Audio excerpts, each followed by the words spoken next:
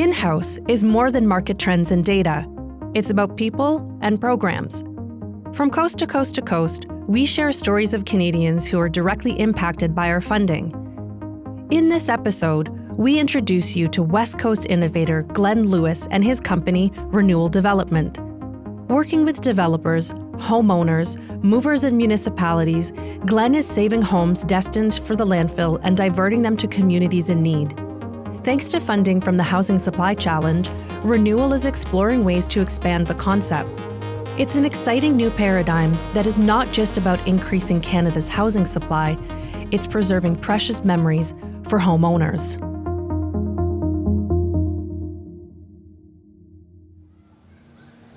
Few of us know the story of our home. Who lived in it before us? If we move, who writes the next chapter? Former Port Moody resident Darlene Haddon is one of few people who has the answers.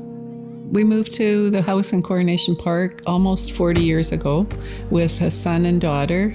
They were 7 and 9 years old. When we saw the house, it was a beautiful house, and the yard looked like a park when we went out the backyard. We couldn't believe that we were so lucky to get that house. People were very, very good and friendly. We didn't want to sell at all. We just wanted to stay where we were after being settled in this house for so long and thinking you're staying there forever. Nestled at the northeast end of Burrard Inlet, close to Vancouver, Port Moody is known for its parks, trails, art scene, and steady pace of life. But like many Canadian cities, Port Moody is growing, and so is demand for housing. BC developer Wes Group is transforming Darlene's former neighbourhood of 59 single-family homes to a transit-oriented community of more than 2,600 units. In areas that are urbanizing, land assemblies are a more common practice.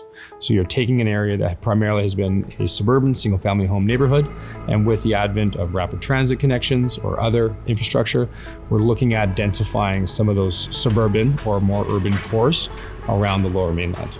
That's Dean Johnson, Wes Group's Senior Vice President of Development.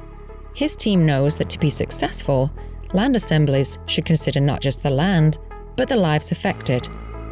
As a company that is really all about our people and the potential we see in our people, it was important for us to understand what those homes meant to the individuals. There was a lot of emotional conversations around not necessarily leaving, but the good memories that those homes had for the individuals who had made them their lives for decades. With agreements signed and the redevelopment shifting into high gear, Dean received an intriguing call. We went to them with a very novel solution. Glenn Lewis founded Renewal Development with a mission to save, repurpose, and relocate quality homes to communities in need of affordable housing. We tear down 2,700 homes every year to make space for higher density development. We estimate about 700 of those homes are in perfectly good condition, and I support the densification of our urban areas, especially given that we're in a housing shortage crisis. The challenge is the process to achieve that density is unbelievably wasteful. In a Wes Group boardroom, Glenn laid out his plan to rescue and relocate 10 of the homes in Coronation Park. I said, listen, you've got this massive land assembly. You're going to pay a demolition company to tear down 60 single-family homes. There looks to be at least 10 that seem to be in perfectly good condition. And I'd like to be your removal service provider on. I'm going to go find a community that needs them. And if we can put these two pieces together, I'll move these 10 homes to that community. Shishol Nation is located on the west coast of British Columbia, about 50 kilometres northwest of Vancouver. The community was exploring ways to create more housing for its members, and when Glenn reached out with a proposal to ship existing homes from Vancouver, Chief Lenora Joe was keen to hear more. Housing is urgent right now in our community. We have over 200 people who are on the housing list. As well, most of our homes have 2 or 3 families living in 1 3-bedroom home. A tour of the homes, followed by engineering reports, site surveys, and cost comparisons, led to a first-of-its-kind decision for the community. This is one of the easiest, quickest, most sustainable ways we can do this project. We had great partners all around the table to pull this project off. West Group agreeing for Renewal to act as the responsible removal service provider. And then it was Shell Nation. They could have built new, or they could have bought modular homes or prefab homes. But we worked through the numbers and we looked through the feasibility and the quality of these homes, and it turned out to be more affordable. And Nickel Brothers, obviously, their professionalism in moving big structures, I think they're some of the best at this in North America, if not in the world. Glenn met company president Jeremy Nickel when his sister saved her own home from demolition. For Jeremy, moving homes makes sense. We have such an affordability issue right now in terms of housing. We feel like our moved homes, repurposed homes, really address both the affordability and the sustainability issues.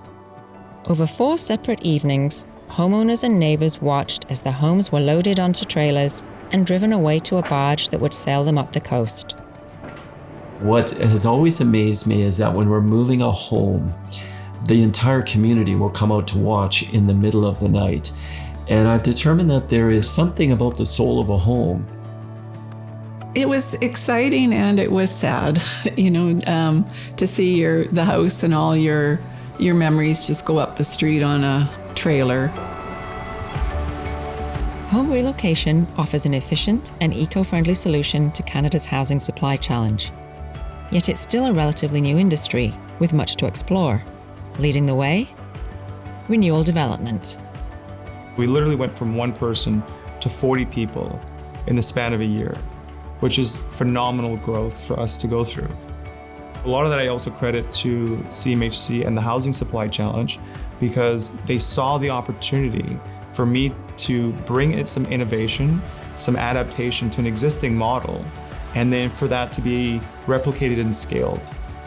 I want to be moving 200 to 300 homes a year, and I think we can. The overwhelming sense that we did the right thing, and we knew we were doing the right thing, but to see it on people's faces and to see the appreciation, I think was really special. When we learned the house was going to a new community, we felt like our house was going to have life still and move on. We felt like the luckiest people. Thanks for listening. You can find more success stories on our website at cmhc.ca/blog.